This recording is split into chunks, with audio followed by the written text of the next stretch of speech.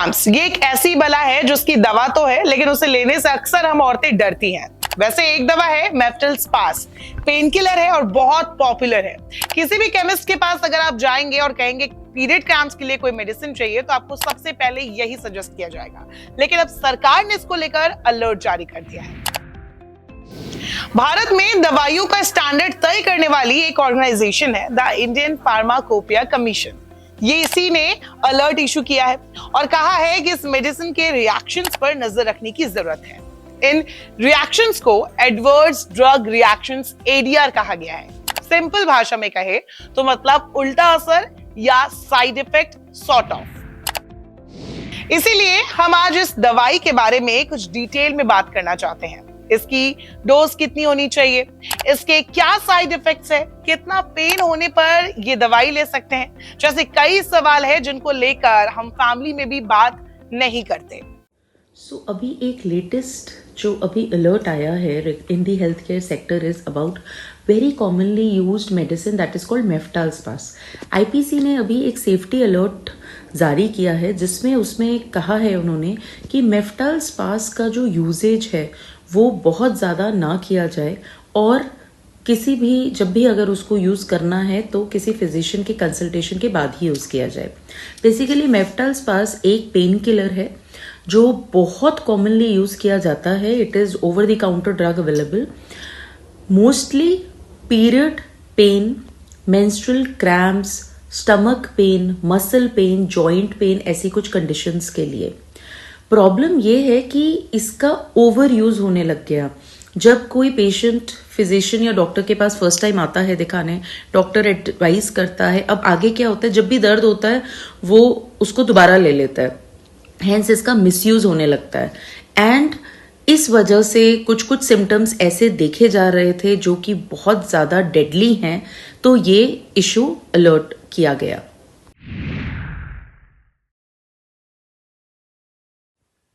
ये सच बात है कि बहुत लोग डरते हैं कि पीरियड का जो पेन है उसको होने देना चाहिए, उसको हमें रोकना नहीं चाहिए दवाई लेके, या फिर पीरियड में जो बहुत ज्यादा अगर ब्लीडिंग हो रही है तो उसको भी होने देना चाहिए, वो अंदर का जो है गंदा मैल वो निकल रहा है।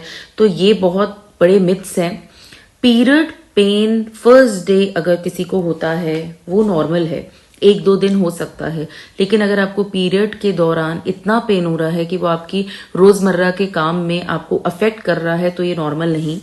पीरियड आने से पहले भी पेन हो रहा है, पीरियड आने के बाद भी पेन हो रहा है और उस दौरान भी रह रहा है, ये एंडोमेट्रियोसिस हो सकता है।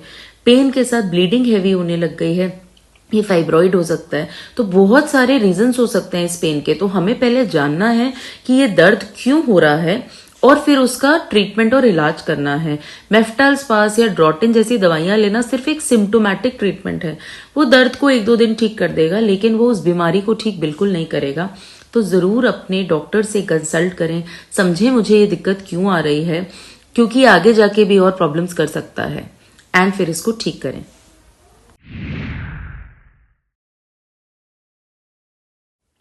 मेफ्टाल स्पास के बहुत सारे साइड इफेक्ट्स हैं जो कि इसके एडवर्स ड्रग रिएक्शन या साइड इफेक्ट्स में आता है। उसमें सबसे important one is dress syndrome. Second, ये कार्डियोवास्कुलर सिस्टम को भी अफेक्ट करता है, स्पेशली जिन पेशेंट्स को ऑलरेडी कोई कार्डियक इशू है वो जब इसको लेते हैं तो ये और हार्म कर सकता है। किडनी के सिस्टम को भी अफेक्ट करता है, गैस्ट्रोइंटेस्टिनल सिस्टम को भी अफेक्ट करता है और अल्सर और आगे जाके ब्लीडिंग भी करा सकता है। ड्रेस सिंड्रोम एक डेडली सिंड्रोम है, 10% लोगों को अफेक्ट करता है जो ये दवाई लेते हैं। ड्रेस सिंड्रोम की फुल फॉर्म है drug rash, eosinophilia and systemic symptoms. दवा लेने के 2 से 8 हफ्ते बाद ये सिंड्रोम हो सकता है।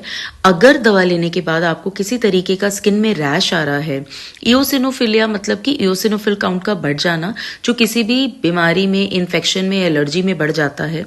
सिस्टमिक इन्वॉल्वमेंट, इंटरनल ऑर्गन्स के अंदर इन्वॉल्वमेंट आ गई है, कोई लिम्फ नोड्स इन्फ्लेम हो गई हैं, लिम्फ नोड में स्वेलिंग आ गई है, हिमेटोलॉजिकल मतलब ब्लड के जो टाइटर्स हैं वो गड़बड़ हो रहे हैं।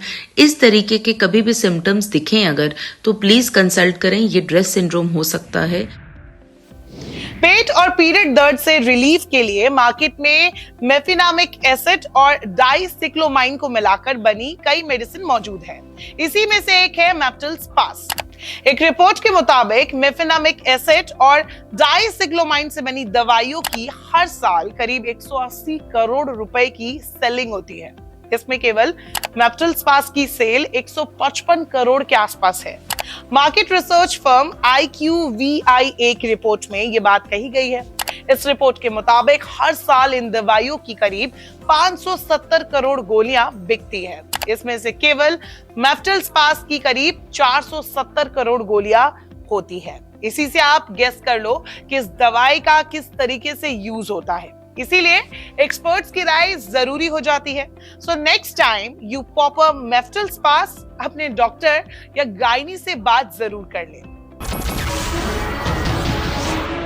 नमस्कार, मैं हूं मानक गुप्ता। अगर आपको हमारा ये वीडियो पसंद आया हो तो इसे लाइक और शेयर जरूर करें, और हां, हमें सब्सक्राइब और फॉलो करना ना भूलें ताकि आप देश और दुनिया की कोई खबर मिस ना करें। तो जुड़े रहिए हमारे साथ और देखते रहिए News 24।